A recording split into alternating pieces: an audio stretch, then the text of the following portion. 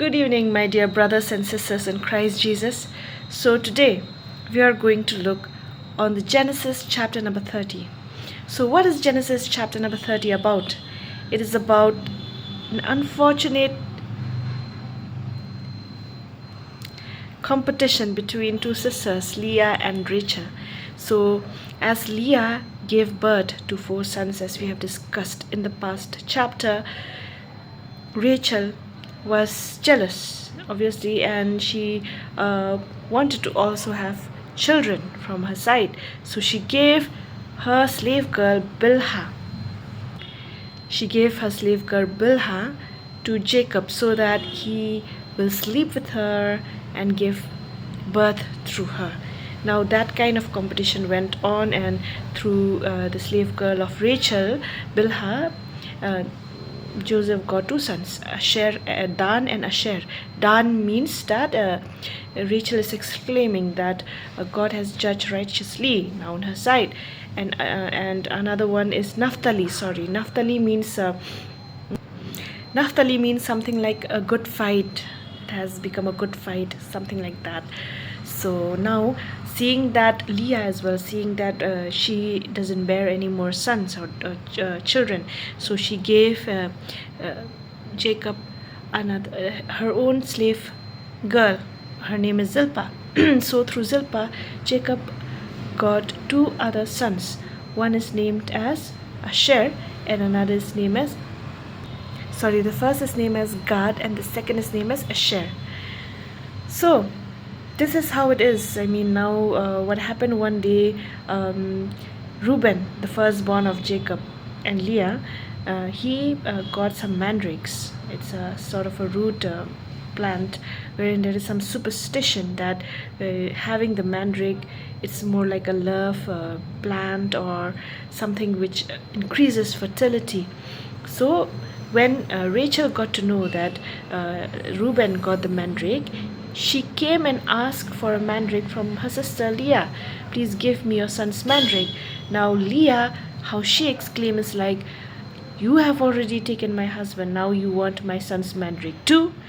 So in which case Rachel gave a very good bargain, saying that, I would not say good bargain, I would say she gave a bargain, that you can take Jacob for tonight in exchange for your son's mandrake.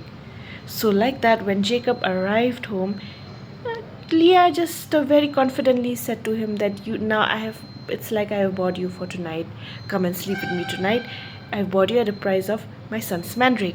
So that is how Jacob went with Leah, and Leah gave birth to another son, and she named him Zebulun.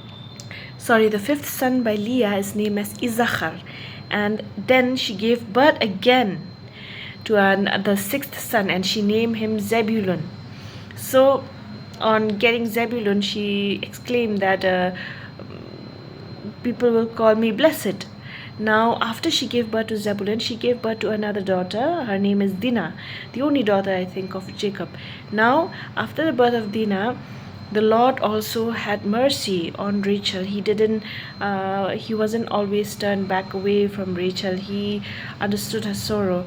So he gave her a son by Jacob, and the name of the son is Joseph. Now finally, when Jacob had a son by Rachel, he went ahead and said to Laban, the father of his 2 wives, I have worked for you for this much time, so now it's time for me to provide for my own family as well. Whatever you have worked, it's all blessed. Everything has been blessing because of me. Now I also need to provide for my own family, so I need to go. So that is how even Laban realized that yes, the Lord blessed him because of Jacob. So there is since Jacob is a trickster, so Jacob tricked Laban, not tricked, I would say, kind of bargained with Laban, that his wages will not be money. His wages will be the sheep and the goats that he have, the animals that he has helped to take care of. So whatever is speckled amongst the sheep will be the wages of Jacob, and whatever is black whatever is black from among the sheep will, and whatever is speckled from among the goats will be the wages of Jacob.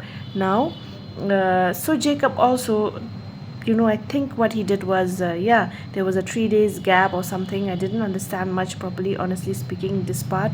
So seems like, people would say that it's some kind of, what is going on over here? Is this some kind of superstition or something that Jacob is trying to do? He's trying to peel some leaves which is speckled, and then having the strong animals mate, seeing those kind of speckled things, so that they will give birth, their children will be like speckled, so something like that. I'm not also very sure on that. I'm sorry. Maybe next round I will, explain more. When I get more enlightenment on this, I will explain more on this chapter number 30, Genesis chapter number 30, because I'm not understanding much as of today. And it seems like what? It seems like obviously now God's hand is also there, right, on the head of Jacob, and so whatever wages that Jacob is supposed to get, that the Lord made it happen to him. That is what I believe. I think whatever Jacob would have said through his words, but it is the Lord who made it happen, who made the wages grew so much for Jacob, and so Jacob became very rich. And now when Jacob left, so the sons of Laban were furious. Even Laban was furious, saying that, hey, now Jacob became rich because of our father's livestock. But they didn't realize that all that livestock was due to the blessing that God gave upon the head of Jacob. Now, so that is how Jacob, thank you. Jacob become rich. Thank you very much. See you. Bye.